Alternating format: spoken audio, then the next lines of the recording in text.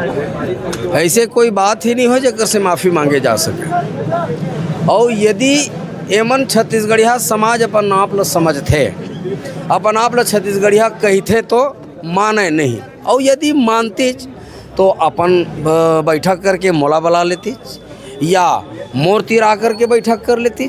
घर के मामला, समाज के मामला है, ओला सब ला बैठ के समझ लेते हैं, समझा लेते हैं। मैं गलत होते हैं तो मैं स्वीकार करते हैं, ओडार से गलती होती तो वो मैं स्वीकार करती। लेकिन जब एमन हम अपन नहीं समझते, अपन नहीं मानते, FIR कर डरे है, तब FIR के जो बात है तेन माननीय अदालत के हाथ में है, और माननीय अदालत के पास में जाके खटखटाबो। हमारा पूरा भरोसा है हमारा न्याय मिले।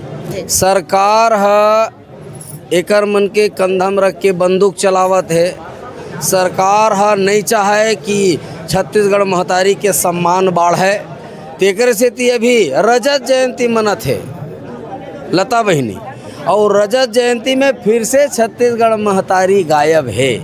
छत्तीसगढ़ के रजत जयंती, छत्तीसगढ़ में महतारी गायब। एकर से अंदाज लगा लो कि ये मन लोकतंत्र के हत्यारा पार्टी है, संविधान के हत्यारा पार्टी है। वोट चोरी करके EVM सेटिंग करके सरकार में बैठे हैं, और तेकर से ती मनमाना ढंग से अनाप शनाप कोनो भी निर्णय लेवत है।